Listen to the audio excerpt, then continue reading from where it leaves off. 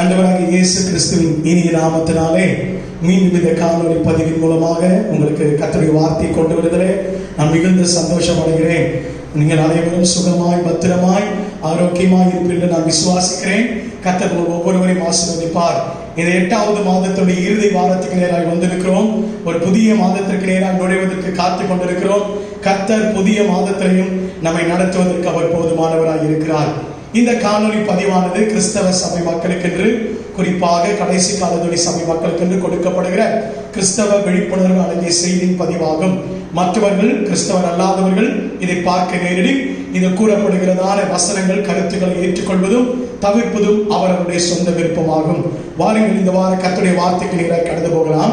வாசிக்கலாம். மத்தேயு எழுதின சுவிசேஷம் 13ஆம் அதிகாரம் 23ஆம் வசனத்தை வாசிக்கும்படி அன்பாக கேட்கிறேன். மத்தேயு 13ஆம் அதிகாரம், நம்முடைய வேதாகமத்தை மத்தேயு எழுதின சுவிசேஷம் 13ஆம் அதிகாரத்துக்கு நேராக திருப்பிக் கொள்வோம். வாசிக்கலாம். 23வது வசனம். நல்ல நிலத்தில் விதைக்கப்பட்டவனோ, நல்ல நிலத்தில் விதைக்கப்பட்டவனோ, வசனத்தை கேட்கிறவனும் உணர்கிறவனுமாய் இருந்து 100ஆகவும் 60ஆகவும் 30ஆகவும் பலன் தருவான் என்றார். கண்களை மூடி நாம் ஜெபம் பண்ணுவோம். நம் கண்களை மூடி நாம் ஜெபம் பண்ணலாம். இருக்கிற இடங்களை முழங்கால் படிட்டு கண்களை மூடி ஆண்டவரை நோக்கி பார்த்து இந்த காலை நேரத்தில் ஆண்டவர் நம்மோடு பேசும்படிக்காக இவ்வளவு நேரம் கர்த்தரை துதித்தோம், ஆராதித்தோம். இப்பொழுதும் கர்த்தருடைய வார்த்தைக்காக நம்முடைய சமூகத்தில் காத்திருக்கிற நம் மத்தியிலே கர்த்தர் தம்முடைய வார்த்தை என்கிற மன்னாவை பொழிந்தருளும்படியாய் எல்லா தடைகளை கர்த்தர் உடைத்தெறியும்படிக்காக அவருடைய வார்த்தை நமக்கு நேராய் கடந்து வரும்படிக்காக இன்றைக்கு அவருடைய முகத்தை நோக்கி பார்க்க போகிறோம். ஓ மக்கு நன்றி ராஜா, மக்கு நன்றி.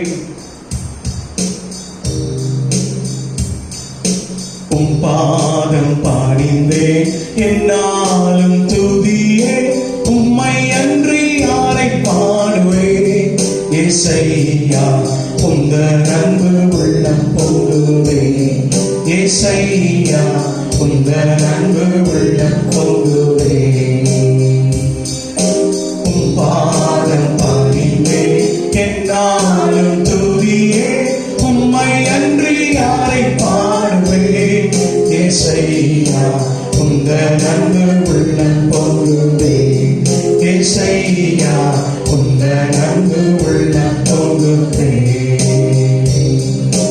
நெருக்கத்திலே உம்மை அழைத்தேன், நெருங்கி உதவிய கழித்தீர்.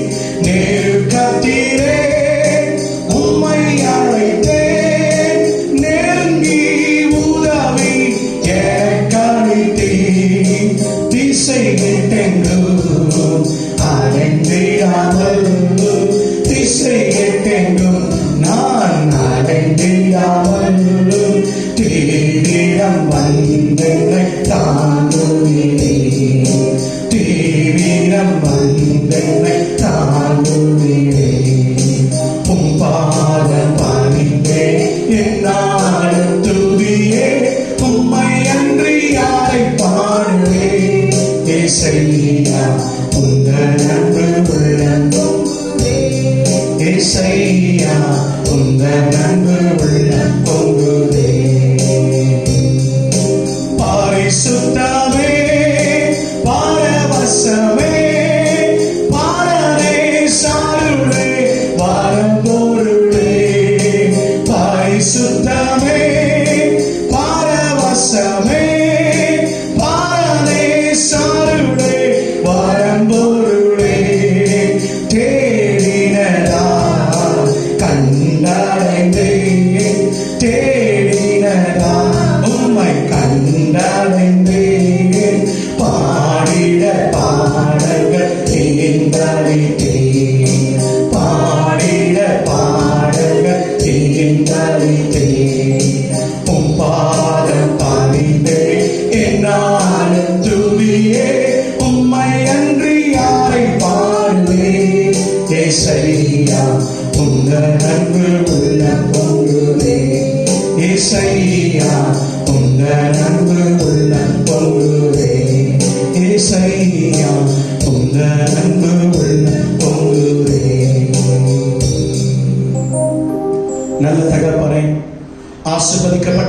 மகிழ்ச்சியான இந்த காலை நேரத்திலையும் ஆண்டவரே தகப்பனே உடைய வார்த்தைக்காக உடைய சமூகத்திலே காத்திருக்கிறோம். அடியனை மறைத்து நீ வெளிப்படுவீராக.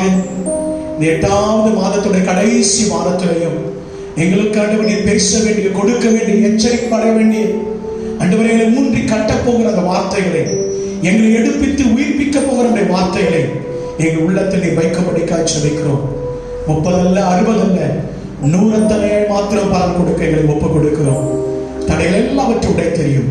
இயேசுவின் மூலமாக ஜெபிக்கிறோம் ஜீவன் உள்ள நல்ல பிதாவே, ஆமென். மறுபடியும் அந்த வசனத்தை வாசிக்கும்படி அன்பாய் கேட்கிறேன். மத்தேயு எழுதின சுவிசேஷம் 13ஆம் அதிகாரம் 23வது வசனம். நல்ல நிலத்தில் விதைக்கப்பட்டவனோ வசனத்தை கேட்கிறவனும் உணர்கிறவனுமாய் இருந்து 100ஆகவும் 60ஆகவும் 30ஆகவும் பலன் தருவான் என்றார். 100ஆகவும் 60ஆகவும் 30ஆகவும் பலன் தருவார் என்றார். தேவன் இந்த மாதம் முழுவதும் குறைவில்லாமல் நம்மை நடத்துகிறார் என்கிறதான வார்த்தையின் அடிப்படையிலே நாம் கர்த்தருடைய வார்த்தையை தியானித்துக் கொண்டு வருகிறோம். இந்த மாத கர்த்தர் நமக்கு கொடுத்த வாக்குத்தத்த வார்த்தை 1 சாமுவேலின் புஸ்தகம் 30ஆம் அதிகாரம் 19ஆம் வசனத்திலே தாவீது ஒன்றும் குறைபடாமல் எல்லாவற்றையும் திருப்பிக் கொண்டார் என்று சொல்லி நாம் வேதத்திலே வாசிக்க கேட்டோம். அந்த வசனத்தின் அடிப்படையிலேயே தொடர்ந்து இந்த 5 வாரங்களாக, கடந்த 4 வாரங்களாக கர்த்தருடைய வார்த்தையை தியானித்துக் கொண்டு வருகிறோம். இந்த 5வது வாரமும் அதன் தொடர்ச்சியாகவே குறைவுபடாத, குறைவு இல்லாத சம்பூர்ணமான வாழ்க்கை எப்படி வாழ்வது என்கிறதான காரியத்தின் மையமாக கொண்டு நாம் கர்த்தருடைய வார்த்தையை இன்றைக்கு தியானிக்க போகிறோம். நாம் வாசிக்க கேட்ட இந்த மத்தேயு எழுதின சுவிசேஷம் 13ஆம் அதிகாரம் நாம் யாவருக்கும் மிகவும் பரிச்சயமான ஒரு பகுதி. ஏனென்று சொன்னால், ஆண்டவர் இந்த பூமியிலே ஊழியம் செய்த நாட்களிலே அவர் தம்முடைய சீஷர்களிடத்திலேயும் தம்மிடத்திலே ஆண்டவருடைய வார்த்தையை பெற்றுக்கொள்ள வந்த யாவருக்கும் பல உவமைகள் மூலமாக பரலோக ராஜ்யத்தின் ரகசியங்களையும் பிதாவின் சித்தத்தையும் ஊழியத்தின் காரியத்தையும் அவர்களுக்கு வெளிப்படுத்தி காண்பித்தார். இந்த 13ஆம் அதிகாரத்திலேயும் குறிப்பாக முதல் வசனத்திலிருந்து நீங்கள் வாசித்து பார்ப்பேன் என்று சொன்னால், ஆண்டவராகிய இயேசு கிறிஸ்து அங்கு கூடியிருக்கிற தம்மோடு கூட இருக்கிற சீஷர்களையும் அங்கு கூடியிருக்கிற ஜனங்களை பார்த்து ஊமைகளாக சில காரியங்களை அவர்களுக்கு கற்றுக் கொடுக்கிறார். நன்றாய் கவனிங்கள். அந்த 13ஆம் அதிகாரத்திலே அந்த 1 முதல் இந்த 23 வசனங்கள் வரைக்கும் நீங்கள் வாசித்து பார்ப்பேன் என்று சொன்னால், விதைக்கிறவன் ஓமை குறித்து ஆண்டவர் அங்கு பேசுகிறார். விதைக்கிறவன் ஒருவன் புறப்பட்டான். நம்ம எல்லாருக்கும் தெரிந்த சம்பவம் தான், ஆகையால விளக்க வேண்டியதில்லை, சாராம்சத்தை மாத்திரம் புரிந்து கொள்வோம். விதைக்கிறவன் ஒருவன் புறப்பட்டான்.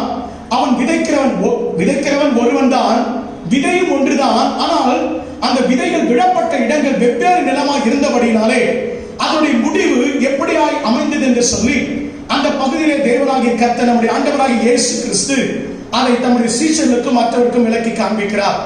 நாம் அறிந்த ஒன்றுதான், சில விதைகள் வழி அருகே விழுந்தது, அதை பறவை பட்சித்து போட்டது. சில விதைகள் கற்பாறையான நிலத்தில் விழுந்தபடினாலே அது வெயில் ஏறின பொழுது அது வேர்கொண்டு வளர முடியாதபடி உஷ்ணம் ஏறின பொழுது அது தீந்து காய்ந்து எரிந்து போயிற்று. சில விதைகள் முட்கள் உள்ள இடத்தில் விதைந்தது.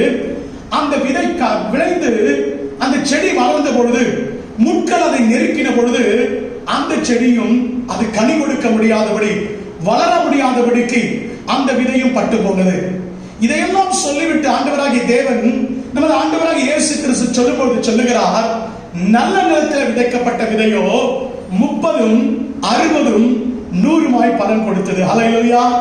இந்த வார்த்தைகளை கேட்டவுடன் நமக்கு மிகுந்த சந்தோஷம்.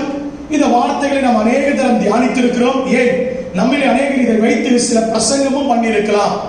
ஆண்டவருடைய கிருபையினாலே இந்த வசனத்தில் இருந்து அநேக செய்திகளை சபையாருக்கும் நான் மற்ற இடத்திலையும் கொடுத்திருக்கிறேன். ஆனால் இந்த குறைவில்லாத சம்பூர்ணமான வாழ்க்கை என்று சொல்லி தியானித்துக் கொண்டிருந்த பொழுது, இந்த வார செய்திக்காக நான் ஆராய்ந்து கொண்டிருந்த ஒரு வேதத்தை, இந்த வசனம் என்னை அதிகமாக என்னை தொட்டது. ஆவியானவர் இந்த வசனத்தின் மூலமாய் என்னோடு கூட இடைபெட ஆரம்பித்தார். சில விதைகள் நல்ல நிலத்தில் தான் விதைத்தது. நல்லா கவனிங்க, நிலமோ நல்ல நிலம்தான், விதைத்தவனோ நல்ல ஒரு விவசாயி தான், விதைக்கப்பட்ட விதையோ நல்ல விதைகள் தான். ஆனால் நல்ல நிலத்தில் விதைக்கப்பட்ட விதையானது எத்தனை மடங்கு தான் பலன் கொடுத்திருக்க வேண்டும்? சொல்லுங்க, எத்தனை மடங்கு தான் விளைந்திருக்கணும்? 100 மடங்கு தான் பலன் கொடுத்திருக்கும், அப்படிதானே? ஆனால் வேதத்திலே ஆண்டவராக இயேசு சொல்லும் பொழுது சொல்லுகிறார், சில விதைகள் 30, சில விதைகள் 60 என்று சொல்லுகிறார். இன்னைக்கு என்னுடைய பிரசங்கத்தின் தலைப்பு 30, 60, 100. அல்லேலூயா. ஆமென். உங்களோடு கூட பேசும்படிக்கு நான் தெரிந்து கொள்ளப்பட்ட நான் தலைப்பு 30, 60, 100. நன்றாய் கவனியுங்கள். இங்கு நமக்கு எல்லாருக்கும் நிலம் நன்றாய் விளைந்தது, 30ஆய் விளைந்து விட்டது, 60ஆய் விளைந்து விட்டது, 100 விளைந்து விட்டது என்று சொல்லி சந்தோஷப்பட்டு விடுகிறோம். ஆனால் அந்த வசனத்தை தொடர்ந்து தியானிக்கும் பொழுது என் உள்ளத்திலே பட்ட சில காரியங்கள், விதைக்கப்பட்ட விதை நல்ல விதைதான், விதைக்கப்பட்ட நிலமும் நல்ல நிலம்தான், ஆனால் அங்கேயும் குறைவு ஏற்பட்டது. நன்றாய் கவனியுங்கள். நல்ல நிலத்தில் விதைக்கப்பட்ட விதை கூட 30, 60 100 விட்டு விடுங்கள், 30, 60 என்ற நிலையிலேயே சில விதைகள் பலன் தந்தது. இன்னும் உங்களுக்கு நான் விளக்கி காண்பிக்க வேண்டும் என்று சொன்னால், இப்படி சொன்னால் உங்களுக்கு நன்றாய் புரியும். 30% விளைந்ததான விதை 70% குறைவுபட்டது. 60% பலனை தந்த விதை 40% குறைவுபட்டது. அல்லேலூயா. ஏன் இந்த 70, ஏன் இந்த 40 குறைவு? கொஞ்சம் கவனிங்க. இன்னைக்கு நம்முடைய வாழ்க்கையிலையும் 30% வளர்ந்து விட்டேன், 40% வளர்ந்து விட்டேன், அல்லது 30%, 60% நான் கனி கொடுத்து விட்டேன், இது எனக்கு போதுமானது, என் வாழ்க்கையில் போதுமானது என்று சொல்லி நாம் நினைத்துக் கொண்டிருக்கிறோம். ஆனால் நம்முடைய ஆண்டவர் யார் என்று சொன்னால், சம்பூர்ணமாய் கொடுக்கிறவரும் நம்மிடத்திலே பரிபூர்ணமாய் சம்பூர்ணமாய் எதிர்பார்க்கிற தேவனுமாய் இருக்கிறார். அல்லேலூயா. அதனால்தான் வேதம் சொல்லுகிறது, உன் முழு இருதயத்தோடும் உன் முழு ஆத்துமாவோடும் என்று சொல்லி வேதம் சொல்லுகிறது. நாம் முழு மனதோடு கர்த்தரை சேவிக்க வேண்டும். நாம் எதை செய்தாலும், நாம் எதை கொடுத்தாலும், நாம் எதை ஆண்டவருக்கு என்று அர்ப்பணித்தாலும் நம்முடைய வாழ்க்கையில 100% என்று சொல்லி தேவன் நம்முடைய வாழ்க்கையை எதிர்பார்க்கிறார்.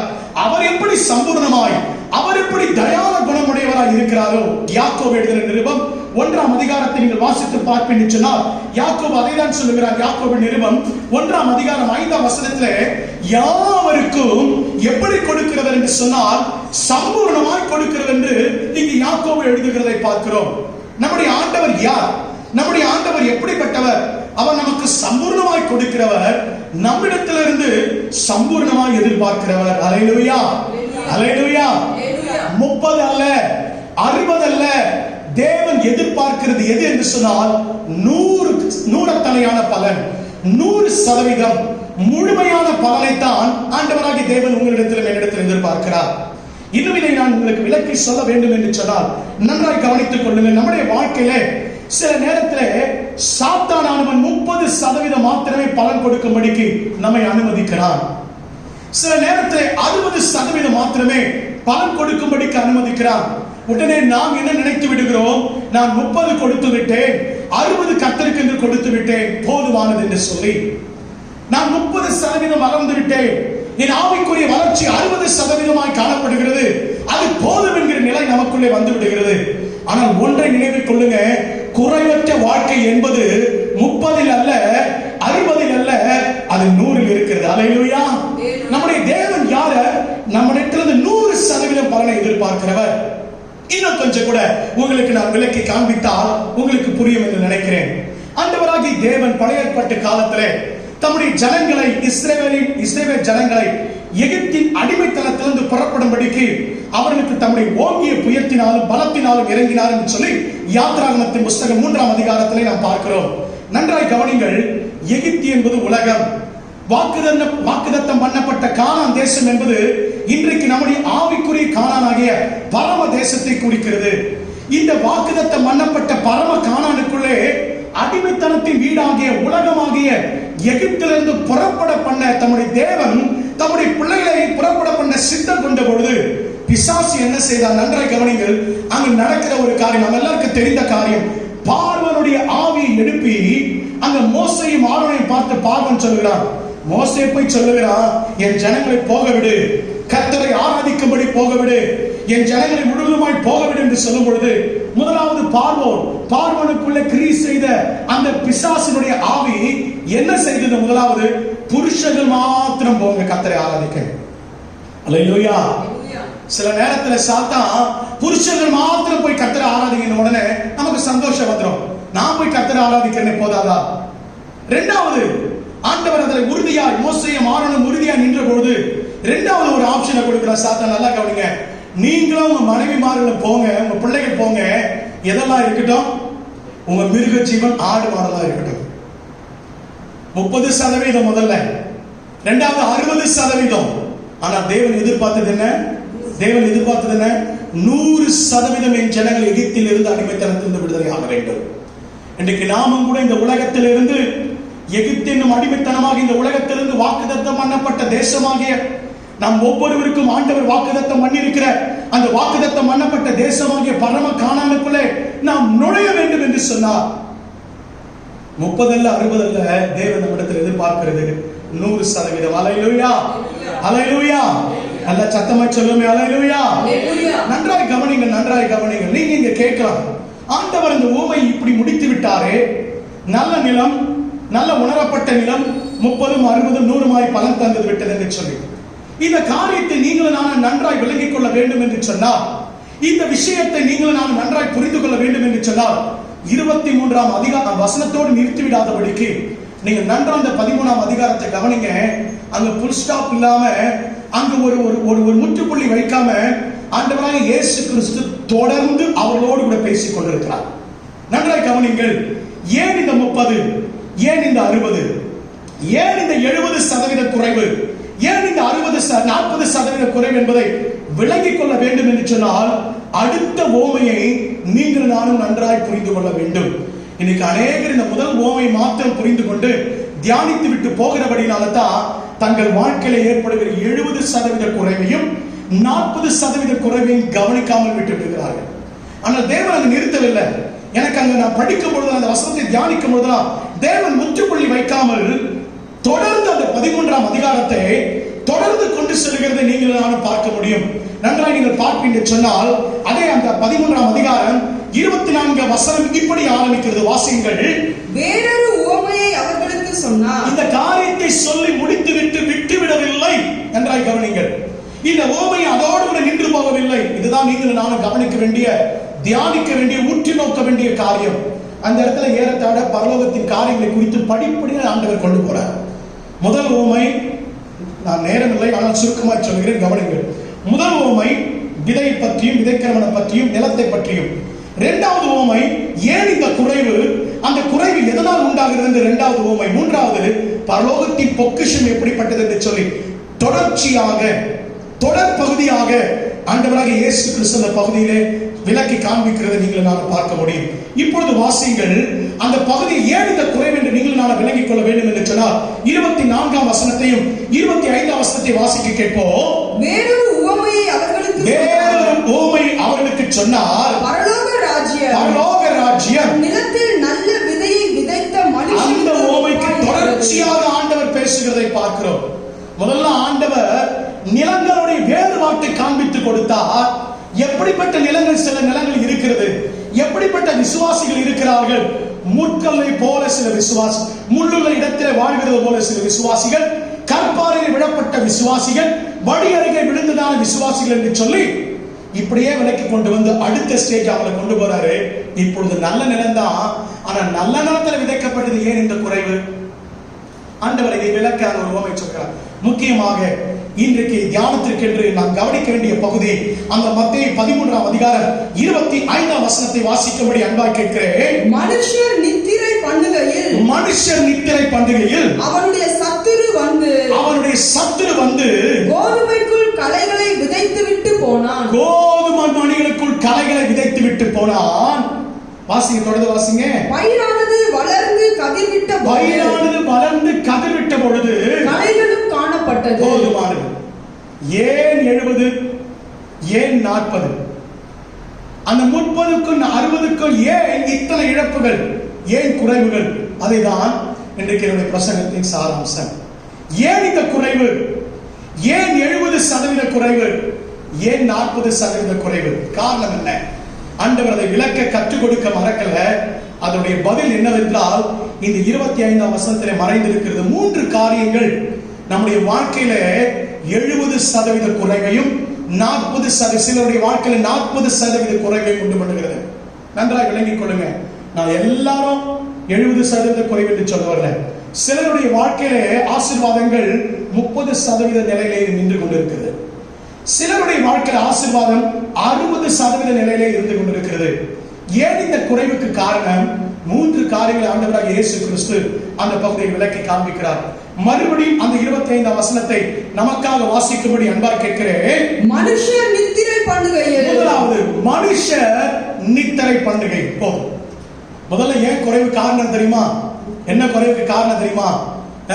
நிலத்துல விதைச்ச விவசாயி, அதை காக்க வேண்டிய விவசாயி, அதை பாதுகாத்துக் கொள்ள வேண்டிய மனுஷன் என்ன பண்ணிட்டானா? நித்திரை பண்ணிவிட்டான். நான் நித்திரை என்று சொல்லும்போது சரீர பிரகாரமான நித்திரை சொல்லல, ஆவிக்குரிய நித்திரை குறித்து சொல்லுகிறேன். ஏன் இந்த குறைவு? குறைவுக்கான காரணம் முதலாவது என்ன? எழுதிக் கொள்ளுங்க, குறிச்சுக் கொள்ளுங்க. முதலாவது காரியம், ஆவிக்குரிய நித்திரை குறைவையும் இழப்பையும் நம்முடைய வாழ்க்கையில் ஏற்படுத்தும். அல்லேலூயா, அல்லேலூயா. எது எது? எல்லாரும் சொல்லுங்க. எது? நித்திரை. எல்லாரும் சொல்லுங்க. நித்திரை அல்ல, ஆவிக்குரிய நித்திரை. அல்லேலூயா. இன்றைக்கு நிறைய பேர் ஆவிக்குரிய நித்திரையில இருந்து கொண்டிருக்கிறோம். என்னைய ஆவிக்குரிய நித்திரை? சரீர நித்திரை குறித்து எங்களுக்கு தெரியும். என்னமோ புதுசா ஆவிக்குரிய நித்திரை என்று சொல்லுகிறீங்களா? வாசிங்கள். அப்போஸ்தலனாகிய பவுல் எபேசியருக்கு எழுதிய நிருபம், எபேசு சபையாருக்கு இதை குறித்து எழுதும் பொழுது, எபேசு பட்டணத்தாருக்கு இதை குறித்து எழுதும் போது அப்போஸ்தலனாகிய பவுல் எழுத மறக்கவில்லை. எபேசியருக்கு எழுதிய நிருபம் 5ஆம் அதிகாரம் 14ஆம் வசனத்தை வாசிக்க கேட்போம். ஆதலால் தூங்குகிற நீ விழித்து. இப்படி எழுதுகிறார். எப்படி எழுதுகிறார்? அங்க எல்லாரும் தூங்கிட்டு இருக்கோமா? அங்க எல்லாரும் தூங்கிட்டு இருக்காங்களா? எபேசு சபையார் தூங்கிட்டு இருக்காங்களா? சரீர நித்திரை குறித்து எழுதவில்லை, சரீர தூக்கத்தை குறித்து எழுதவில்லை. அங்க ஆவிக்குரிய அந்த நித்திரை குறித்து, ஆவிக்குரிய தூக்கத்தை குறித்து அப்போஸ்தலனாகிய பவுல் எச்சரித்து உணர்த்துகிறதை பார்க்கிறோம். மறுபடியும் அந்த வசனத்தை வாசிங்கள்.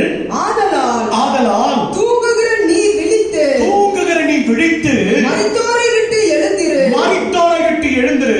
அப்பொழுது கிறிஸ்து உன்னை பிரகாசிப்பார்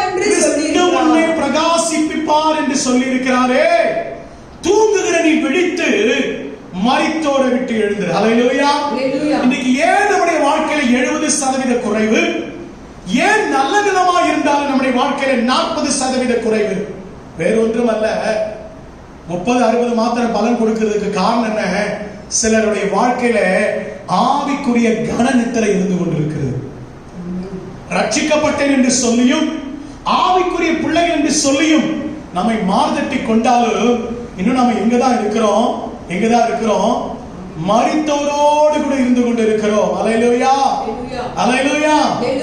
மரித்தோரை விட்டு முதலாவது எழுந்திரு. நம்முடைய வாழ்க்கை இன்றைக்கு, நம்முடைய செய்கை யாரோடு கூட இருக்குன்னா, செத்தவர்களோடு கூட இருந்து கொண்டு இருக்கிறோம். ஆவி மரித்தவரிடத்தில் நமக்கு பங்கு இருந்து கொண்டிருக்கிறது. இதை நீங்கள் புரிந்து கொள்ளணும்னா கொஞ்சம் விளக்கமா சொல்றேன். இன்னைக்கு நமக்கும் உலகத்தாருடைய கிரியைகளுக்கு சம்பந்தம் கிடையாது. உலகத்தோடு கூட இன்னைக்கு நமக்கு சம்பந்தம் கிடையாது. இன்னைக்கு அநேக கிறிஸ்தவர்கள் எதோடு கூட ஒன்றி வாழ்ந்து கொண்டிருக்கிறோம். இன்னைக்கு ரட்சிக்கப்பட்டேன் என்று சொல்லி உலக வழக்கங்கள், உலக சம்பிரதாயங்கள், உலகத்தின் காரியத்தோடு கூட தான் இன்னைக்கு உங்களுடைய என்னுடைய நித்திரை இருந்து கொண்டிருக்கிறது. பிரியமான கர்த்தருடைய பிள்ளைகளே, இன்னைக்கு நம்முடைய ஆவிக்குரிய அந்த கன நித்திரை விட்டு நாம் எழுந்து கொள்ள வேண்டும், விழித்துக் கொள்ள வேண்டும். இன்னைக்கு அநேகருக்குள்ள விழிப்பு இல்லை. சபைக்கு வருகிறார்கள், கர்த்தரை ஆராதிக்கிறார்கள், தேவனுடைய வசனத்தை கேட்கிறோம், உண்மைதான், எல்லாமே உண்மைதான். ஆனாலும் இன்னும் யாரோடு கூட நம்முடைய சவகாசம், இன்னும் யாரோடு நம்முடைய ஐக்கியம், இன்னும் யாரோடு கூட தான் இருந்து கொண்டிருக்கிறோம்? மரித்தவர்களோடு கூட தான். இந்த உலகத்தின் வழக்கத்துக்கு மரித்தவர்கள், இந்த உலகத்தின் சம்பிரதாயங்களுக்கு மரித்தவர்கள், இந்த உலகத்தின் சடங்காச்சாரங்களுக்கு மரித்தவர்களோடு கூட தான் இன்னும் பிணைந்து நீங்களும் நான் வாழ்ந்து கொண்டிருக்கிறோம். ஆகையினால்தான் அப்போஸ்தலனாகிய பவுல் கொரிந்தியருக்கு எழுதும்போது, 2 கொரிந்தியருக்கு எழுதும்போது 6ஆம் அதிகாரம் 14ஆம் வசனத்திலிருந்து இப்படி எழுதுகிறான். 14 முதல் 18 வசனங்கள் வரைக்கும் வாசித்து பாருங்கள். அந்நிய நுகத்திலே அவிசுவாசிகளோடு பிணைக்கப்படாதிருப்பீர்களாக. அவன் செத்து கிடக்கிறான், அந்நிய நுகத்தோடு செத்து கிடக்கிறான். அவிசுவாசிகள் எதோடு செத்து கிடக்கிறான்? நல்லா இங்க புரிஞ்சு கொள்ளணும். அவிசுவாசம் வேறு, விசுவாச குறைவு வேறு. ஆவிக்குரிய பிள்ளைகளுடைய வாழ்க்கையில் விசுவாச குறைவு ஏற்படும். அவர்களோடு நம்முடைய ஐக்கிய ஆவிக்குரிய இடத்துல விசுவாச குறைவு எங்களுக்கு இருக்கும், உங்களுக்கு இருக்கும். நம்ம நம்ம எல்லாருக்கும் விசுவாச குறைவு சில நேரத்தில் இருக்கும். ஆண்டவர் அதை மாற்றி விசுவாச குறைவை அதை நிறைவாக்குவார். ஆனால் யாரோடு கூட நம்முடைய சம்பந்தம் இருக்கக்கூடாதுன்னா ஆவி விசுவாசிகளோடு, அதாவது விசுவாசமே இல்லாத, விசுவாசனால என்ன தெரியாத, விசுவாசத்துக்கு கீழ்ப்படியாத, ஏற்றுக்கொள்ளாத மக்களோடு நமக்கு என்ன இருக்கக்கூடாது? பிணைப்பு இருக்கக்கூடாது. அவர்களோடு கூட நீங்கள் நான் நித்திரை பண்ணி கொண்டிருக்கிறோம். இன்றைக்கு தொடர்ந்து வாசிங்க. பவுல் எழுதுகிறார், நீதிக்கும் அநீதிக்கும் சம்பந்தம் ஏது? நீதிக்கும் அநீதிக்கும் சம்பந்தம் ஏது? ஒளிக்கும் இருளுக்கும் ஐக்கியம் ஏது? ஒளிக்கும் இருளுக்கும் ஐக்கியம் ஏது? கிறிஸ்துவுக்கும் பேடியாளுக்கும் இசைவேது? கிறிஸ்துவுக்கும் பேடியாளின் பிள்ளைகளுக்கும் இசைவேது?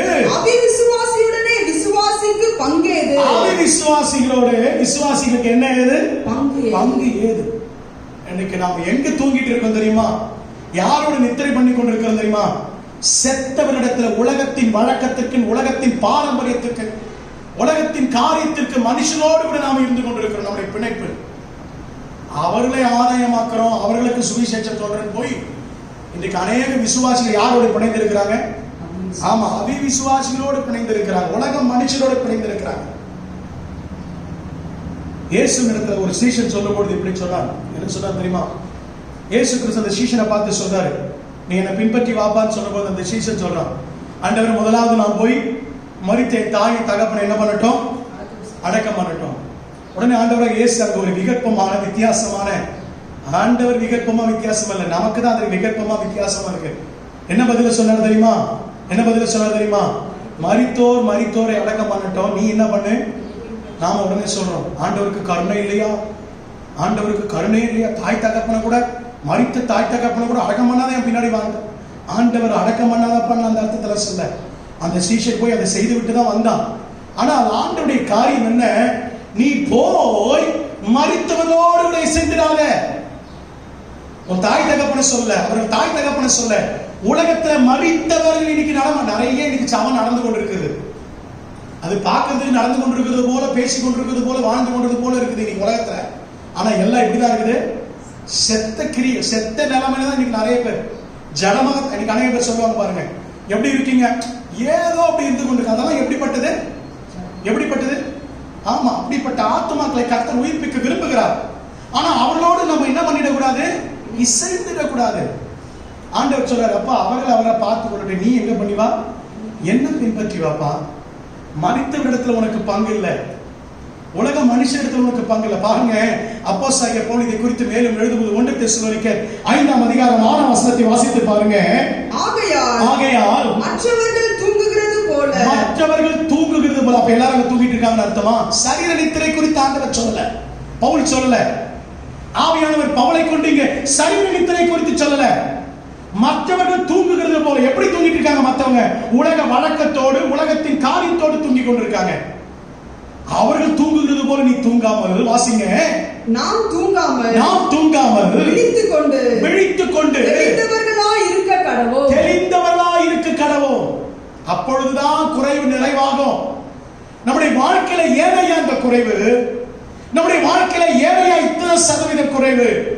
நிலமோ நல்ல நிலம், விதைக்கப்பட்டதோ நல்ல விதை, விதைத்தவரோ நல்ல ஒரு விவசாயி, நல்ல எஜமா, ஆனா பலன் மாத்திரம் 30-60. காரணம் வேற எங்கோ இல்ல. நல்லா கவனிங்க, அந்த நிலத்துக்குள்ள இருக்கிற காரியம் அது கன நித்திரையாய் அவர்கள் நித்திரை அடைந்தார்கள். அவர்கள் தூக்கிட்டாங்க. அவங்க உலகத்தின் காரியத்தில் நித்திரையா இருந்துட்டாங்க. அல்லேலூயா, அல்லேலூயா. மற்றவர்கள் என்று சொல்லுவது இங்கே உலகத்தாரை குறித்து சொல்கிறது. அதனால்தான் அப்போஸ்தலனாகிய பவுல் ரோமருக்கு எழுதிய நிருபம் 12ஆம் அதிகாரம் 2ஆம் வசனத்தில் சொல்லும்போது இப்படி சொல்லுகிறார். என்ன சொல்லுகிறார்? வாசிக்க நேரம் இல்லை, உங்களுக்காக நான் சொல்லுகிறேன். உலகத்தோடு உங்களுக்கு சம்பந்தம் இல்லை, ஒத்து போகாதீங்க. உலகத்துக்கு ஒத்த வேஷம் தரிக்காதீங்க. அங்க கூட பவுல் அழகா எழுதுகிறார், தேவனுடைய சித்தமும் பரிபூர்ணமான நன்மை. அந்த பரிபூர்ணமான வார்த்தையை குறித்துக் கொள்ளுங்க. பரிபூர்ணமான நன்மை இன்னதென்று அறிந்து. அல்லேலூயா, அல்லேலூயா. பரிபூர்ணம் தான் ஆண்டவர் விரும்புகிறது. சுத்தம், பரிபூர்ணம். பாதி அசுத்தம், பாதி காரியங்கள், பாதி உலகத்தோடு வாழ்க்கை, பாதி தேவனோடு இருந்த வாழ்க்கை அல்ல, பாதி பாவத்தோடு வந்து வாழ்கிற வாழ்க்கை அல்ல. வாரத்துக்கு ஒரு நாள் பரிசுத்தம், மற்ற நாட்களில் நான் பாவம் செய்வேன் என்று அல்ல. அதனாலதான் இன்றைக்கு அப்படி இருப்பதனால தான் நம்முடைய வாழ்க்கை இன்றைக்கு குறைவு. அப்போஸ்தலனாகிய பவுல் மேலும் கொரிந்தியருக்கு எழுதும்போது 1 கொரிந்தியர் 15ஆம் அதிகாரம் 34ஆம் வசனத்தை வாசிக்கும்படி அன்பா கேட்கிறேன். நீங்கள் பாவம் செய்யாமல் நீதி கேட்டு விழித்துக் கொண்டு தெளிந்தவர்களாயிருங்கள். நீதி கேட்டபடி விழித்துக் கொள்ளுங்க. எது கர்த்தருக்கு தேவை, எது கர்த்தர் பிரியப்படுகிறார், எப்பொழுது நாம் சம்பூர்ணமாய் கர்த்தருக்கு கனி கொடுப்போம் என்பதை அறிந்து விழித்து எச்சரிக்கை உள்ளவர்களாயிருங்கள். ஆம், எனக்கு அன்பான தேவ பிள்ளைகள், நம்முடைய வாழ்க்கையில் இன்னைக்கு ஏற்பட்டிருக்கிற குறைவின் காரணம் அதுதான். பாவம், உலகத்தோடு கூட உள்ள காரியங்கள், உலக வழக்கம், உலகத்தின் கை. கிறிஸ்தவர்களும் இன்றைக்கு இந்த உலகத்தின்படி வாழ்வதுதான் மிகவும் வேதனையான காரியம். நம்முடைய வாழ்க்கையில் ஏன் இந்த குறைவு என்று சிந்தித்து பார்ப்பதில்லை, ஏன் இத்தனை குறைந்து போய்விட்டோம் என்று சிந்தித்து பார்ப்பதில்லை. இந்த காவியான ஒரு முறை ஆவியில் எச்சரிப்படை செய்கிறார், உங்களோடு கூட பேசுகிறார். நியாயத்திற்கு நாள் ஒன்று உண்டு. இந்த குறைவுக்கெல்லாம் ஒரு நாள் கர்த்தர் கணக்கு கேட்பார். நான் நன்றாகத்தானே நீர் பாய்ச்சினேன், நான் நன்றாகத்தானே உரமிட்டேன், உனக்கு வேண்டியதெல்லாம் நான் செய்தேன், நீ 30-60 பலன் கொடுத்தது என்ன? உன்னிடத்தில் 100 எதிர்பார்த்தேன், நீயோ 30-60 பலன் கொடுத்தாயே, ஏன் என்று சொல்லி ஆண்டவர் கணக்கு கேட்பார். வாசித்து பாருங்க. அப்போஸ்தலனாகிய பவுல் ரோமருக்கு எழுதிய நிருபம் 13ஆம் அதிகாரம் 11-12 வசனங்களை வாசிக்க கேட்போம். நித்திரை விட்டு எழுந்திருக்கத்தக்க வேலை ஆயிற்று என்று, வேலை வந்து விட்டது, வேலை ஆயிற்று என்று நாம் காலத்தை அறிந்தவர்களாய் இப்படி நடக்க வேண்டும். இப்படி நடக்கணும். எப்படி நடக்கணும்? கர்த்தருக்கு பிரயோஜனமாய் நடக்க நாம ஒப்பு கொடுக்கணும். எப்படிப்பட்ட பிரயோஜனம் தெரியுமா? 100%, 100 தமையான பலன். ஏசாயா 52:1 சொல்லுகிறது, சீயோனே எழும்பு, உன் தூசியை உதறிவிட்டு எழும்பு, கர்த்தருக்காக நீ பிரகாசிக்க எழும்பு. அப்போஸ்தலனாகிய பவுல் தெசலோனிக்கேயருக்கு எழுதும்போது 3ஆம் அதிகாரம் 1ஆம் வசனத்துல இப்படி எழுதுகிறார், நீங்கள் கிறிஸ்துவோடு எழுந்தது உண்மையானால் அவரோடு இருக்கிறதான், அவர் தேடுகிற, அவர் இருக்கிறதான் இடத்திற்குரிய மேலானவர்களை நாடுகள் என்று சொன்னார். அல்லேலூயா. ஏன் 70% குறைவு? ஏன் 40% குறைவு? முதலாவது ஆவிக்குரிய நித்திரை. ஆவிக்குரிய நித்திரை குறைவையும் இழப்பையும் ஏற்படுத்தும். இன்றைக்கு விழித்துக் கொள்வோமா? அங்க இருக்கிற நிலைமை என்ன? எங்க இருக்கிறோம்? யாரோடு கூட இருக்கிறோம்? எப்படிப்பட்ட காரியங்களோடு பிணைக்கப்பட்டிருக்கிறோம்? ஆலயத்திற்கு வரும்போது தேவனோடு பிணைக்கப்பட்டிருக்கிறோம். வேலைக்கு போகும்போது, வியாபாரத்துக்கு போகும்போது, நண்பர்களை சந்திக்கும் போது, உறவினர்களை சந்திக்கும் போது, ஊருக்கு செல்லும் பொழுது, விசேஷங்களுக்கு செல்லும் பொழுது, நம்முடைய குடும்பத்தில் ஒரு விசேஷமான காரியம் நடைபெறும் பொழுது நம்முடைய வாழ்க்கை எப்படி இருக்கிறது? உலகத்தோடு ஒத்த வேஷமா? குறைவு உண்டா? இரண்டாவது, ஏன் இந்த குறைவு? நிலமோ நல்ல நிலம், விதையோ நல்ல விதை, ஏனை அந்த குறைவு? வாசிக்கலாம். மத்தேயு 13 அதே 25ஆம் வசனத்தை வாசிக்கும்படி அன்பா கேட்கிறேன். மனுஷர் நித்திரை பண்ணுகையில் அவனுடைய சத்துரு வந்து போதுமானது. இரண்டாவது குறைவுக்கு காரணம் யாரு? சொல்லுங்க. இரண்டாவது குறைவுக்கு யாரு? அவனுடைய சத்துரு வந்து.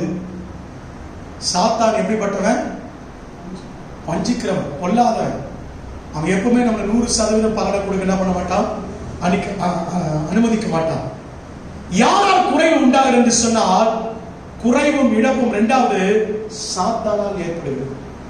இந்த சாத்தானுடைய கிரியைகளை இனங்கண்டு அறிந்து அவனுக்கு இடம் கொடாமல் நம்முடைய வாழ்க்கையில் எச்சரிக்கையா இருக்கணும். எனவேதான் அப்போஸ்தலனாகிய பேதுரு எழுதும்போது இப்படி எழுதுகிறார். 1 பேதுரு 5ஆம் அதிகாரம் 8ஆம் வசனத்தை வாசிக்கும்படி அன்பா கேட்கிறேன். 1 பேதுரு 5ஆம் அதிகாரம் 8ஆம் வசனம். தெளிந்த புத்தி உள்ளவர்களாய் இருங்கள், விழித்திருங்கள், ஏனெனில் உங்கள் எதிராளியான பிசாசு. நல்லா கவனிங்க. நமக்கு எதிராளி வேற எதுவும் இல்லை, பிசாசுடைய கிரியை தான். பிசாசு மாத்திரம் தான்.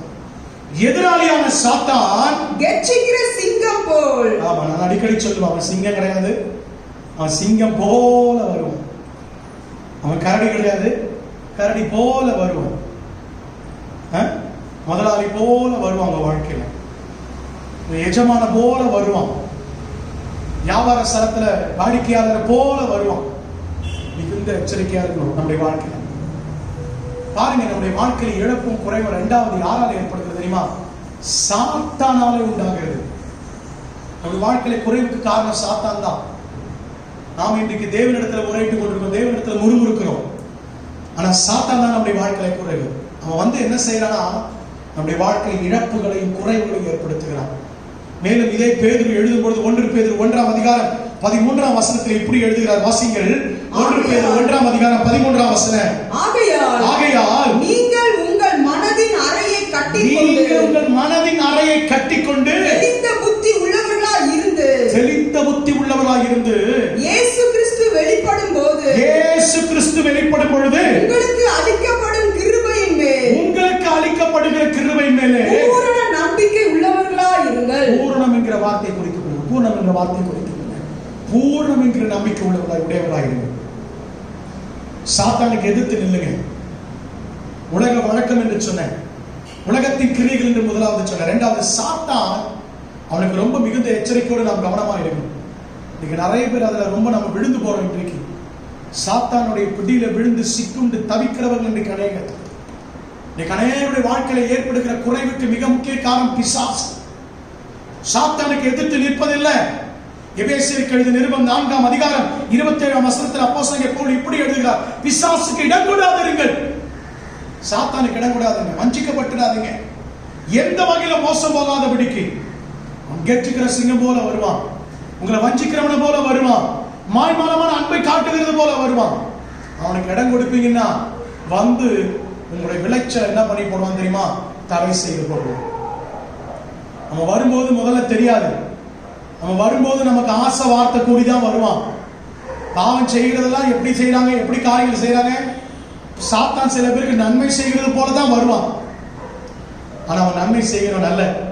திருடவும் கொல்லவும் அழிக்கவும் அன்றி வேறு ஒன்றுக்கும் வரான் ஆண்டவராக இயேசு கிறிஸ்து சொல்கிறார். நம்ம வேலையே அழிக்கிறதும் கொல்றதும் தான், குறைவை ஏற்படுத்துறது தான். வாழ்க்கையில வளர்ச்சி ஏற்படுத்த மாட்டான் சாத்தான். ஒரு நாள் சாத்தான் வாழ்க்கையில ஆசீர்வாதத்தை கொண்டு வர முடியாது. இன்னைக்கு அநேக பேர் சொல்றாங்க, சாத்தானும் ஆசீர்வாதத்தை கொடுக்கிறானே. ஆமா, சிற்றின்பங்கள், சிறிய நேரத்து இன்பம், கொஞ்ச காலத்து இன்பம், கொஞ்ச காலத்துடைய ஐஸ்வர்ய ஆஸ்தி. அதனால்தான் நீதிமொழிகளை வாசிக்கிறோம், கர்த்தருடைய ஆசீர்வாதம் ஐஸ்வர்யத்தை தரும், அதனோடு அவர் என்ன கூட்ட மாட்டாரு, நிசாசம் சில நேரத்துல கொடுக்கிறது போல இருக்கும். ஆனா அதுல முழுக்க முழுக்க முழுக்க கண்ணீரும் வேதனையா இருக்கும். கண்ணீரும் வேதனை நிறைந்த உனக்கு உலக காரியம் வேணுமா? தேவன் கொடுக்கிற துன்பம் இல்லாத, பாடு இல்லாத ஆஸ்திய ஐஸ்வர்யம் உங்களுக்கு வேணுமா? மேன்மை உங்களுக்கு வேணுமா? சாத்தானுக்கு இடம் கொடுக்காதிருங்க. பாருங்க, யோபுடைய வாழ்க்கையில பாருங்க, சாத்தான் எவ்வளவோ துன்பங்களை கொண்டு வந்தான், எவ்வளவோ காரியங்களை கொண்டு வந்தான். ஆனால் யோபு தன்னிடத்துல ஒரு நாளும் சாத்தானுக்கு இடம் கொடுக்கல. எப்படியோ வஞ்சித்து பார்த்தான், எப்படியோ அவனுடைய வாழ்க்கையில. இன்னைக்கு நாம ஒரு சின்ன குறை வந்துட்டா உடனே ஆண்டவருக்கு விரோதமா மாறி சாத்தானுக்கு இடம் கொடுத்து முற்றுமுடி நாம அழிஞ்சு போறோம். ஆனால் யோபு பாருங்க, தன் வாழ்க்கையில ஒரு குறைவு ஏற்பட்ட போது கூட அதை நன்றாய் புரிந்து கொண்டு கர்த்தரை விட்டு என்ன பண்ணல, விலகி சாத்தானுக்கு இடம் கொடுக்கல. எந்த இடத்திலும் தன் மனைவி இடத்திலும் சொல்றான், தன் நண்பர் இடத்திலும் சொல்றான், தேவன் என்ன பண்ண மாட்டேன், நான் எப்படி தூஷிப்பேன், நான் ஆண்டவருக்கு விரோதமா எப்படி என் நாவை திறப்பேன், நான் கர்த்தருக்கு விரோதமா எப்படி பேசுவேன். அல்லேலூயா. சாத்தானுக்கு மிகுந்த எச்சரிக்கையோடு இருக்கும். சாத்தான் வந்து நம்மிடத்துல குறைவுகளை ஏற்படுத்துகிறான். அதனால்தான் யாக்கோபு இப்படி சொல்கிறார். யாக்கோபு நிருபம் 4ஆம் அதிகாரம் 7ஆம் வசனத்துல யாக்கோபு தன்னுடைய பொதுவான நிருபத்துல சிதறிக்கிற எல்லா கோத்திரத்தாருக்கு எழுதும் பொழுது இப்படி எழுதுகிறார். வாசிங்க, யாக்கோபு நிருபம் 4ஆம் அதிகாரம் 7ஆம் வசனம். ஆகையால் தேவனுக்கு கீழ்ப்படிந்திருங்கள், பிசாசுக்கு எதிர்த்து நில்லுங்கள். பிசாசுக்கு என்ன பண்ணுங்க? எதிர்த்து நில்லுங்கள். அப்பொழுது அவன் உங்களை விட்டு ஓடி போவான். எதிர்த்து நிற்க கற்றுக்கொள்ளுங்க. சம்பியோகம் பண்ணாதீங்க, அவனோடு கூட இணைஞ்சு போகாதீங்க. உலக வழக்கத்தோடு இணையக்கூடாது. இரண்டாவது, சாத்தானோடு என்ன பண்ணக்கூடாது, இணையக்கூடாது. நீ சாத்தானோடு வாழ்ந்து குடும்பம் நடத்திட்டு இருக்காங்க நிறைய பேர். சாத்தானோடு வாழ்ந்து கொண்டிருக்கிறீங்க நீங்க நிறைய பேர். ஏமா இந்த வாழ்க்கையில குறைவு? ஏன் உன் வாழ்க்கையில இத்தனை குறைவு? நீ ஆண்டவர் அறிந்த பிள்ளையாம ஏன் இந்த குறைவு? சாத்தானுடைய கிரியைகளுக்கு கடன் கொடுக்கிறோம். யாக்கோபு அழகா எழுதுகிறார், எதிர்த்து நில்லுங்கள். எதிர்த்து நிற்க திராணி உள்ளவர்களாக நீங்கள் நாங்கள் மாறணும். அவனுடைய கரத்தின் கிரியைகளுக்கு உடன்படுவோம்னா நீங்கள் நானும் பாவம் செய்வதாய் மாறிடுவோம். யோவான் எழுதின சுவிசேஷம், யோவான் எழுதின நிருபம் 1 யோவான் 3ஆம் அதிகாரம் 8 முதல் 10 வசனம் குறித்துக் கொண்டு வீட்டில் வாசிங்க, பிறகு வாசிங்க. பாவம் செய்கிற எவனும் பிசாசினால் உண்டாகிறான். ஏன்னா பாவத்துக்கு ஆதாரமா பொய்யணும். பொய்க்கு பிதாமா யார் இருக்கா? சாத்தான் இருக்கா, பிசாசு இருக்கா. நீங்கள் நானும் பாவம் செய்து அவனுடைய காரியத்துக்கு உடன்பட்டா நீங்கள் நானும் அவனுடையவர்களாய் மாறிவிடுவோம். நல்ல நிலம்தான், விதைக்கப்பட்ட விதை நல்ல விதைதான். சாத்தானுக்கு எச்சரிக்கையோடு இருக்கணும்.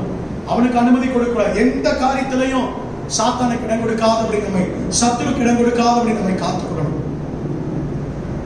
நீங்க சத்துரு என்று சொல்லப்பட்டிருக்கு, நீங்க எப்படி சாத்தான் என்று சொல்ல நினைக்கிறீங்களா? நீங்க அதே மத்தேயு எழுதின சுவிசேஷம் 13ஆம் அதிகாரம் 39ஆம் வசனத்தை வாசிங்க பார்க்கலாம். அவைகளை விதைக்கிற சத்துரு, அவைகளை விதைக்கிற சத்துரு பிசாசு. பிசாசு. ஆண்டவர் தெளிவா சொல்றார்.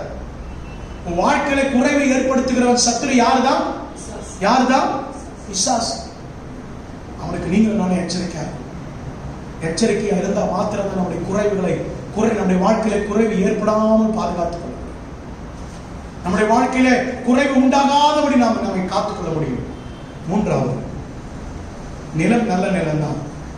விதைக்கப்பட்ட விதை நல்ல விதை தான். ஏன் 30, ஏன் 60? அதே மத்தேயு எழுதின சுவிசேஷம் 13ஆம் அதிகாரம் 25, 26 வசனங்களை வாசிக்க கேட்போம். மனுஷன் நித்திரை பண்ணுகையில் அவனுடைய சத்துரு வந்து கோதுமைக்குள் களைகளை விதைத்து விட்டு போனான். என்ன விதைத்துட்டு போயிட்டாங்களா? களைகள். மூணாவது குறைவுக்கு காரணம் என்ன தெரியுமா? மூணாவது குறைவுக்கு காரணம் என்ன சொல்லுங்க, எல்லாரும் சொல்லுங்க. என்ன காரணம்? களைகள். அல்லேலூயா. மூணாவது, நம்முடைய வாழ்க்கையில ஏனம்மா இந்த 70% குறைவு, ஏன் இது 40% குறைவு? களைகள் தான் காரணம். அது யார் விதைச்சது? சாத்தான் விதைச்சான்னு பார்த்தோம். சாத்தானுக்கு இடம் கொடுத்தா என்ன செஞ்சிருவான்? களைகளை விதைத்து நம்முடைய வாழ்க்கையில குறைவு ஏற்படுத்துவான். 26ஆம் வசனத்தை வாசிங்க. பயிரானது வளர்ந்து கதிர்விட்ட பொழுது களைகளும் காணப்பட்டது. முற்றிலுமாய் பயிரானது வளரக்கூடாதபடிக்கு எது காணப்பட்டது? நடுவுல களைகள். இன்னைக்கு சில நேரத்தில் பயிரை காட்டிலும் எது ஓங்கி வளருது? களைகள் ஓங்கி வளருது. கலை என்பது என்னமா? முதலாவது அதை புரிஞ்சுக்கணும். கலைகள் என்பது என்ன? அதே மத்தேயு எழுதின சுவிசேஷம் 13ஆம் அதிகாரம் 38ஆம் வசனத்துல கலைகளுக்கு ஆண்டவர் விளக்கத்தை கொடுக்கிற. என்ன வாசிங்க? 13ஆம் அதிகாரம் 38ஆம் வசனம். நிலம் உலகம், நல்ல விதை ராஜ்யத்தின் புத்திரர், கலைகள் பொல்லாங்கானுடைய புத்திரர். கலைகள் யாரு? எல்லாரும் சொல்லுங்க. கலைகள் என்பது என்ன? நல்லா கவனிங்க. உலகத்தின் வழக்கத்தின்படி தூங்கி கொண்டிருக்கும் பொழுது, உலகத்தின் காரியங்களோடு நாம் இணைந்திருக்கும் பொழுது, அது நமக்கு கன நித்திரை, அது தூக்கம். ஆவிக்குரிய மயக்கத்தின் நேரத்துல தான் சாத்தான் வருவான். சாத்தான் வந்து பொல்லாங்கான புத்திரரை நம்ம கிட்ட என்ன பண்ணிடுவான்? புரிஞ்சுக்கிட்டீங்களா? பொல்லாங்கான புத்திரரை நம்ம இடத்துல விதைத்துட்டு போயிடுவான். பொல்லாங்கான புத்திரர் தான் யாரையா? இந்த கலைகள் என்பது யார்? வேற யாரும் இல்ல, கள்ள உபதேசங்களையும் கள்ள காரியங்களையும் என்ன பண்ணிடுவான்? நமக்குள்ள சொல்லுங்களேன், விதைச்சிட்டு போயிடுவான். தூங்கும் போது சாத்தான் வந்து கள்ள உபதேசத்தை விதைச்சிட்டு போயிடுவோம். போதும், குறைவுக்கு காரணம் வேற எதுவும் வேணாம். நல்லா கவனிங்க. கற்பாறை நிலம் ஏன் விளைச்சலன்னு சொன்னார் ஆண்டவர்? முள்ளுள்ள இடத்துல ஏன் விளையணும்னு ஆண்டவர் சொன்னாரு? படியடைக்க விதைக்கப்பட்டது ஏன் வளரணும்னு ஆண்டவர் சொன்னாரு? சொல்லிவிட்டு அடுத்த நிலைக்கு போறாரு. நல்ல நிலத்திலையும் விளையலப்பா. காரணம் வேற ஒண்ணும் இல்ல, தூங்கி கொண்டிருக்கிறாங்க. சாத்தானுக்கு இடம் கொடுத்துட்டாங்க. சாத்தான் போட்ட கள்ள உபதேசத்துக்கு தாங்கள் என்ன பண்ணிட்டாங்க? விற்று போட்டுட்டாங்க. இன்னைக்கு கலை என்பது என்ன தெரியுமா? பொல்லாங்கனுடைய புத்திரர். இந்த பொல்லாங்கன் புத்திரருக்கு என்ன வேலை தெரியுமா? இந்த பொல்லாத சாத்தானுடைய புத்திரருக்கு என்ன வேலை தெரியுமா? கலைகளை விதைப்பதுதான். கோதுமை மணிக்குள்ள கலைகளை விதைப்பதுதான். கலைகள் என்பது தவறான உபதேசம், கள்ள உபதேசம், மார்க்கம் தப்புன உபதேசம். கர்த்தருடைய வசனம் ஒண்ணு சொல்லும், ஆனா இந்த பொல்லாங்கான புத்திரர் என்ன பண்ணுவான்? ஒண்ணு சொல்லுவான். பாருங்க, இதை குறித்து ஆண்டவராக இயேசு கிறிஸ்து சொல்லும் பொழுது இந்த கலைகளுக்கு இதுக்கு ஆண்டவர் வித்தியாசத்தை காண்பிக்கிறார். நல்லா புரிஞ்சுக்கொள்ளுங்க. மத்தேயு எழுதின சுவிசேஷம் 7ஆம் அதிகாரம் 15ஆம் வசனத்தையும் 24ஆம் அதிகாரம் 11ஆம் வசனத்தையும் வாசிக்க கேட்போம். கள்ள தீர்க்கதரிசிகளுக்கு எச்சரிக்கையாயிருங்கள். அவர்கள் ஆட்டுத் தோலை போர்த்துக் கொண்டு உங்களிடத்தில் வருவார்கள். உங்களிடத்தில் வந்து கலைகளை விதைத்துடுவாங்க. எச்சரிக்கையா இருங்க. 24ஆம் அதிகாரம் 11ஆம் வசனத்தை வாசிப்போம். மத்தேயு 24:11. அநேக கள்ள தீர்க்கதரிசிகள் எழும்பி அநேகரை வஞ்சிப்பார்கள், அநேக நிலத்தை வஞ்சிப்பார்கள், அநேக இருதயங்களை வஞ்சிப்பார்கள். எப்படி வஞ்சிப்பாங்க? கள்ள உபதேசத்தினாலே, கலைகளினாலே. நல்லா இருக்கும், விதை விதைக்கப்பட்டு கோதுமை மணி, நெல் விதைக்கப்பட்டு நல்லா இருக்கும், வேர்க்கடலை விதைக்கப்பட்டு நல்லா இருக்கும், இன்னும் தானியங்கள்லாம் விதைக்கப்பட்டு நல்லா இருக்கும். கூடவே வந்து சாத்தா என்ன பண்ணிடுவான்? அப்படி தூக்கிட்டு போயிடுவான். நல்லாதான் போயிட்டு இருக்க வசனத்தை கேட்டு ஆலயத்துக்கு வந்து திடீர்னு எவனோ ஒருத்தன் எங்கேயோ இருந்து ஒண்ணு சொல்லுவான், எங்கேயோ இருந்து ஒரு காரியத்தை அப்படி தூக்கி போடுவான். டிவியில போடுவான், டிவி நிகழ்ச்சி மூலமா போடுவான், வெளி கூட்டங்கள்ல போடுவான், டிராக்ஸ் மூலமா போடுவான். எப்படியாவது ஒரு கள்ள உபதேசத்தை கொண்டு வருவான். நான் சொன்ன பாருங்க, கடந்த நாட்கள்ல நீ இங்க வந்தினா, எங்க கிட்ட வந்தினா உனக்கு சாவே கிடையாது, சாவாம என்கிற உபதேசம். இதெல்லாம் இதையும் நம்பி ஓடுற கூட்டம். இதுதான் குறைவுக்கு காரணம். இதை நம்பி போய் உள்ளதும் போச்சுன்னா நொல்ல கண்ணன்ற கதையா இருக்கிற வாழ்க்கையும் கெடுத்துக்கொண்டு, இருக்கிற வளர்ச்சியும் கெடுத்துக்கொண்டு, குறைபட்டவர்களா கடைசியில் என்ன பண்ணி கொண்டிருக்கிறாங்க? உட்கார்ந்து அழுது கொண்டிருக்கிறவங்க அநேகர். நல்லாதான் வந்து வசனத்தை கேட்டு போயிட்டு இருப்பாங்க தேவ ராஜ்யத்தின் புத்திரரோட. ஆனா உலகத்தின் புத்திரர் வெளியில என்ன பண்ணுவான்? சில கலைகளை போடுவான், கள்ள தீர்க்கதரிசி எழுப்பி போடுவான், கள்ள உபதேசியார் எழுப்பி போடுவான். நல்லா கவனிங்க, இவெல்லாம் ஆட்டு தோலை போத்திர ஓனாங்க. இப்படியும் வாழலாம் சகோதரி, நீ இப்படியும் வாழலாம் சகோதரா. கர்த்தர் உன்னை ஒண்ணும் கண்டுக்க மாட்டார். கர்த்தர் உன் நிலைமையை கர்த்தர் அறிகிறார். நீ ஜெபம் பண்ணாததுக்கு காரணம் ஆண்டவருக்கு தெரியும். மகனே, நீ வேதத்தை வாசிக்காததுக்கு காரணம் தெரியும். உனக்கு இருக்கிற கஷ்ட நிலைமை ஆண்டவர் உணர்கிறார். உபதேசம் இன்னைக்கு இப்படிதான் உபதேசம். ஜெபமே பண்ணனாலும் பரவாயில்ல, கர்த்தருடைய கிருபை உனக்கு போதும். நீ வேதத்தை வாசிச்சு கீழ்ப்படியலாம் போல பரவாயில்ல, உனக்கு கர்த்தருடைய கிருபை இருக்குது. இப்படிப்பட்ட கள்ள உபதேசத்துக்கு செவி சாய்த்து குறைவுபட்டதுதான் இன்னைக்கு அநேகருடைய வாழ்க்கையில மிச்சம். வெளிப்படைவீர்களா அன்பு தேவ ஜனமே, சபை மக்களே, உங்களை யாரும் வஞ்சிக்காதபடிக்கு ரொம்ப எச்சரிக்கையோடு இருக்கணும். சாத்தான் உலகத்தை புத்திரரை இன்னைக்கு அனுப்பி கொண்டிருக்கிறான். அவனுடைய உபதேசத்தை விதைக்கும்படிக்கு உலகத்தின் புத்திரரை ஏவி அனுப்பி கொண்டிருக்கிறான். சாபம் என்கிற ஒரு உபதேசம் மாத்திரம் இன்னைக்கு நிறைய உபதேசம் வந்து கொண்டிருக்கிறது. ஏற்கனவே ஒருத்தர் சென்னையில பிரசங்கம் பண்ணிட்டு இருக்கான். ஒருத்தருக்கு ஒரு மனைவியில பல மனைவி வச்சுக்கலாம் அப்படின்னு சொல்லி அங்கேயும் ஓடுறான் ஒரு கூட்டம். பிரியமான தேவஜனமே, எச்சரிக்கை. ஏன் இந்த குறைவு நம்முடைய வாழ்க்கையில? பொல்லாங்கான புத்திரர் வந்து கலைகளை விதைத்து விடுகிறாங்க. இதுதான் 2 பேதுருல 2ஆம் அதிகாரம் 1ஆம் வசனத்தில் வாசிக்கிறோம். பேதுரு எழுதின 2வது நிருபம் 2ஆம் அதிகாரம் 1ஆம் வசனத்திலே பேதுரு இதை குறித்து எச்சரிக்கிறார். வாசிங்கள். கள்ள தீர்க்கதரிசிகளோ ஜனங்களுக்குள்ளே இருந்தார்கள். அப்படியே உங்களுக்குள்ளும் கள்ள போதகர்கள் இருப்பார்கள். அவர்கள் கேட்டுக்கு ஏதுவான வேத புரட்டுகளை தந்திரமாய் உங்களுக்குள்ளே நுழைய பண்ணி தங்களை கிரயத்துக்கு கொண்டு ஆண்டவரை மறுதலித்து தங்களுக்கு தீவிரமான அழிவை வருவித்துக் கொள்ளுவார்கள். தங்களுக்கு தீவிரமான அழிவை தாங்களே வருவித்துக் கொள்ளும்படிக்கு செய்வார். உடைய திட்டத்தை பேதுரு அழகாய் குறிப்பிடுகிறார். நல்ல கவனிங்க. நான் சொல்லுகிற வசனத்தை தான் கூடுமான இந்த வார நாட்கள்ல திரும்ப திரும்ப திரும்ப தியானிக்குங்க. ரொம்ப ஒரு சந்தோஷமான காரியம் என்னன்னா, இந்த லாக்டவுன் நாட்கள்ல எப்படிப்பட்ட வீடியோ பதிவு உங்களுக்கு கொடுப்பதுல ஒரு சந்தோஷமான காரியம், இந்த வீடியோ பதிவை நீங்க நினைச்ச நேரம் பார்த்துக்கிட்டே இருக்கலாம். எத்தனை முறை இந்த செய்தியை கேட்கலாம். இந்த வசனத்தை மறுபடியும் தியானிங்க. பாருங்க, எங்க பேதுரு எழுதுகிறாரு, உங்களை விலைக்கிரயமாய் கொடுத்த கர்த்தரை விட்டு வழிவிலகி போக செய்து உங்களை நீங்களே குறைய பண்ணி கொள்ளும்படிக்கு இந்த கள்ள தீர்க்கதரிசிகளும் கள்ள உபதேசங்களும் உங்களுக்குள்ளே நுழைந்து. அதான் அடிக்கடி சொல்லுவேன், வெள்ளச்சட்டை போட்டுக்கிட்டு பைபிள் எடுத்துக்கிட்டு வந்து முன்னாடி நிக்கிறவங்க யாரும் கிடையாது. புரிந்து கொள்ளுகிற அன்பு தேவ ஜனமே, எச்சரிக்க வேண்டிய கடமை ஒரு ஆவிக்குரிய தகப்பனுடைய கடமை. அதனால நான் எச்சரிக்கிறேன். வருவான் சாத்தான், எவ்விதத்துல வருவான்? தன்னுடைய பொல்லாதான புத்திரனை வீடு தேடி அனுப்புவான். நீங்க ஆலயத்துக்கு போக முடியல, உங்களுக்காக செவிக்க நான் உங்க வீட்டுக்கு தேடி வந்திருக்கிறேன்னு சொல்லுவான். உடனே நாம் என்ன பண்ணக்கூடாது? மயங்கிடக்கூடாது. யாரு எப்படிப்பட்டவன் எதற்காக என்று சொல்லி ஆராய்ந்து அறியணும். இவன் பொல்லாங்கனுடைய புத்திரனா, இவன் கர்த்தர் அனுப்பினவனான்னு கண்டுகொள்ளணும். இன்னைக்கு நிறைய பேருடைய விசுவாசிகளுடைய அறியாம என்ன தெரியுமா? தேவனால் அனுப்பப்படுகிற ஊழியக்காரருக்கும் பிசாசு அனுப்புற பொல்லாங்கனுக்கும் வித்தியாசம் தெரியல.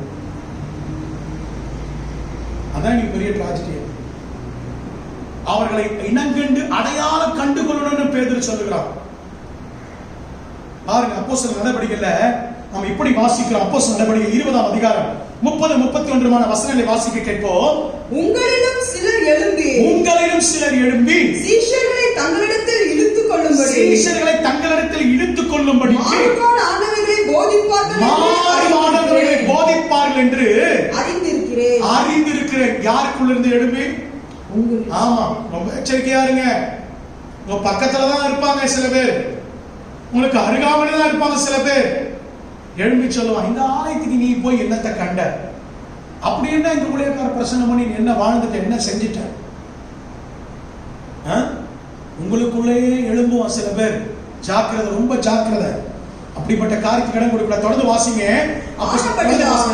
ஆனபடியால் நான் 3 வருஷ காலமா இரவும் பகலும் இடைவிடாமல் அவனவனுக்கு புத்தி சொல்லிக் கொண்டு வந்ததை நினைத்து விழித்திருங்க.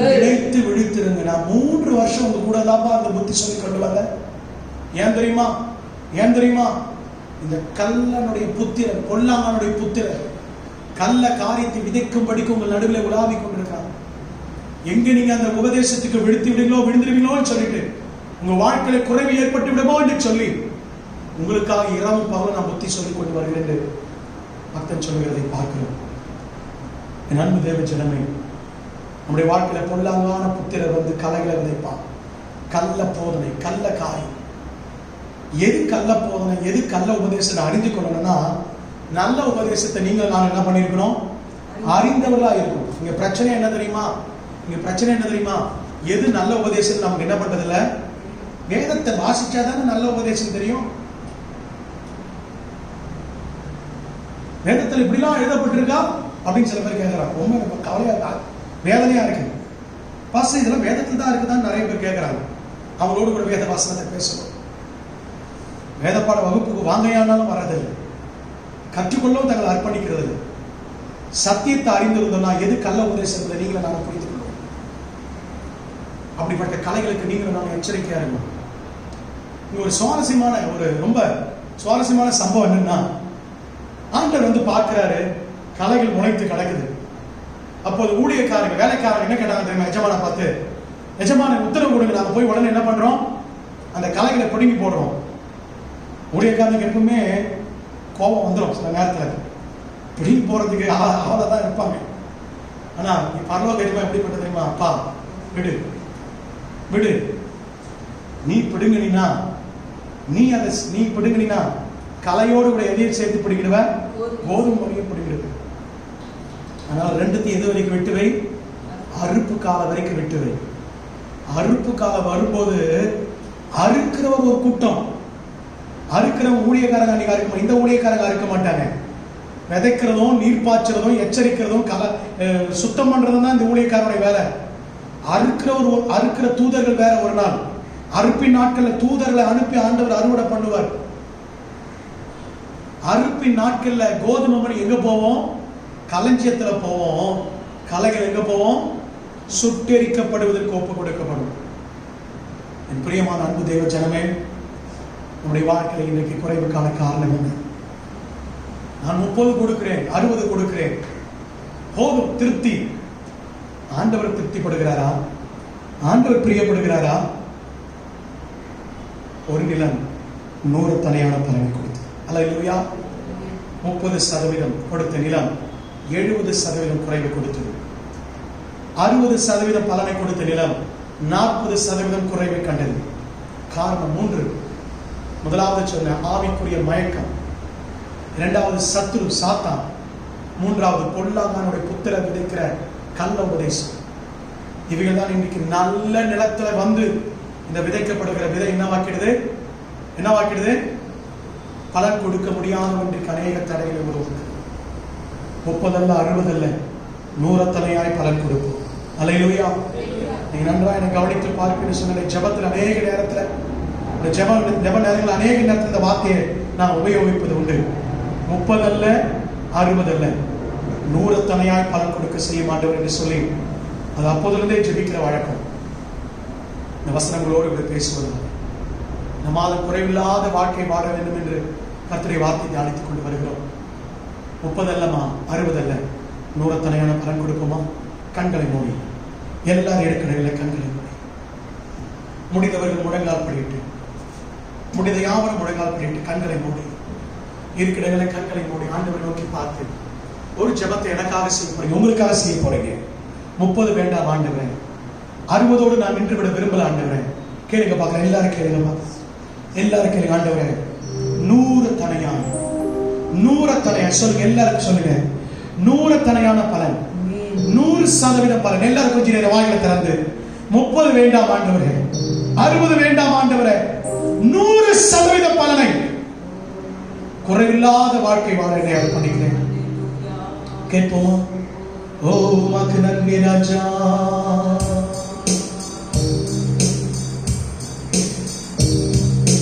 காணி செடி நீரைத்திருக்கும் கோடியாய் அடியேன் படர்ந்திலங்க. காணி செடி நீரைத்திருக்கும் கோடியாய் அடியேன் படர்ந்திலங்க. கீரை நறுக்கி கலை பிடுங்கி, கீரை நறுக்கி கலை பிடுங்கி, கடற்கரை காத்தென்னை சுத்தம் செய்தி, கடற்கரை காத்தென்னை சுத்தம் செய்தி.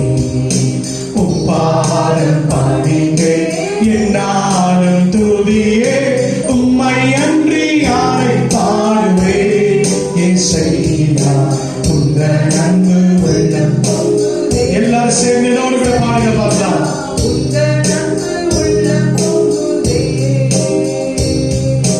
புது எண்ணெயால் புது பலத்தால் புதிய கிருபை புது கவியால், புது எண்ணெயால் புது பலத்தால் புதிய கிருபை புது கவியால் நிரப்பினித நடத்துகிறீ.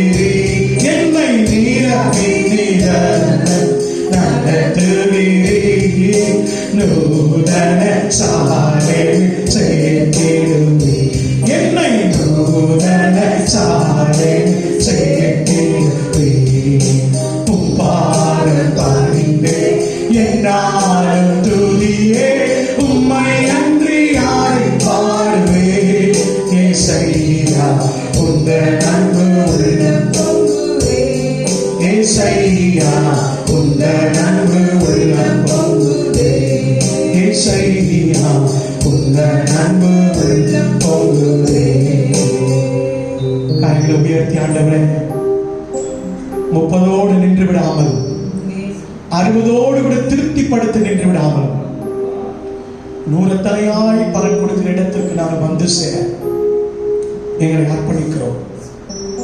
ஆவிக்குரிய மயக்கத்தை விட்டு நித்திரை விட்டு தெளிந்தேடு, மரித்தோரை விட்டு எழுந்திருக்க எங்களுக்கு பலத்தார். சத்துரைகளை வஞ்சித்து விடாதபடிக்கு எச்சரிக்கையோடு காத்துக்கொள்ள, பொல்லாங்கானுடைய புத்திர விதைக்கிற கள்ள உபதேசங்களுக்கு நாங்கள் சாய்ந்து விடாதபடிக்கு எங்கள் ஆத்மாவை காத்துக்கொள்ள நீர் எங்களுக்கு பலத்தார். இந்த வார்த்தைகளை கேட்டுக்கொண்டிருக்கிற ஒவ்வொருவரை கர்த்தர் ஆசீர்வதி. சம்பூர்ணமாய் 100 தலையாய் கர்த்தருக்கு பலன் கொடுக்க நான் ஜெபிக்கிறேன் ஆண்டவரே. இந்த வாரத்தில் திருமண நாள், பிறந்த நாள் காண்கிற பிள்ளைகளை ஆசீர்வதி. பலவீனத்தோடு இருந்து கொண்டு இந்த வீடியோ பதிவை பார்த்துக் கொண்டிருக்கிற, இந்த செய்தியை கேட்டுக்கொண்டிருக்கிற ஒவ்வொரு மேலும் கர்த்தருடைய கரம் இறங்கி தொடுவதாக இயேசுவின் நாமத்தினால். எல்லா ஜுரங்கள் மாறட்டும், தலைவலிகள் மாறட்டும், எல்லா காய்ச்சல்கள் மாறட்டும், எல்லா விதமான உடல் உபாதைகள் மாறட்டும், தொற்றுகள் எல்லாம் மாறி போவதாக. ஆண்டவரே, கோல்டு ப்ராப்ளம் எல்லாம் மாறி போகட்டும். உச்ச தலைமுறை உள்ளங்காவல் ரத்தத்தை பூசுகிறேன் ஆண்டவரே. எந்த சரீரத்தில் அவைகள் பாதிக்கப்பட்டிருந்தாலும் கரத்தை நீட்டி கர்த்தர் தொடுவீராக. அதே போல பொருளாதார நெருக்கடியோடு தேவையோடு கூட கண்ணீரோடு வாழ்ந்து கொண்டிருக்கிற பிள்ளைகளுக்கு ஒரு அர்த்தத்தை செய்யும். சம்பூர்ணமாக ஆசீர்வதியும், நிறைவாய் தந்தருளும். வரப்போகிற புதிய மாதம் பிள்ளைகளுடைய வாழ்க்கையில எல்லாவற்றையும் புதிதாக்கும்படி கற்றுக்கிறேன். இந்த வாரத்தில் திருமண நாள், பிறந்த நாள் காண்கிற பிள்ளைகளையும் கருத்துக்களை அர்ப்பணிக்கிறேன். தொடர்ந்து பலப்படுத்தும், ஆசீர்வதி. இந்த வார நாட்கள் முழுவதும் நம்முடைய பிள்ளைகள் செய்ய போகிற ஊழியங்கள், வேலைகள், வியாபாரங்கள், தொழில்கள், பிரயாணங்களை நம்முடைய கரம் இருக்கட்டும். உயர்த்தி ஆசீர்வதி. சீக்கிரத்திலே சபைகள் திறக்கப்படுகிற நாட்களை எதிர்பார்க்கிறோம் ஆண்டவர். ஒரு மிகப்பெரிய எழுப்புதலை நாங்கள் கண்டு கலைகளுக்கு வைப்பார்கள். இயேசு கிறிஸ்து நேரப்பட்ட நாமத்திலே ஜெபிக்கிறோம் ஜீவனுள்ள நல்ல பிதாவே, ஆமென். எல்லாரும் சேர்ந்து சொல்லுவோம். என் ஆத்துமாவே கர்த்தரை ஸ்தோத்திரி, என் முழு உள்ளமே பரிசுத்த நாமத்தை ஸ்தோத்திரி. என் ஆத்துமாவே கர்த்தரை ஸ்தோத்திரி, கர்த்தர் செய்த சகல உபகாரங்களை மறவாதே. ஆமென். நம்முடைய கர்த்தராகிய இயேசு கிறிஸ்துவின் கிருபையும் பிதாவாகிய தேவனுடைய அன்பும் பரிசுத்த ஆவியானவருடைய அன்பின் ஐக்கிய சமாதானம் வழிநடத்த சுகம் வரும் இப்பொழுதும் சதா காலம் நாம் அனைவரோடும் கிறிஸ்துவின் வருகை பரியந்தம் இருப்பதாக. ஆமென். கர்த்தருடைய ஆசீர்வதிப்பார். God bless. ஆமென்.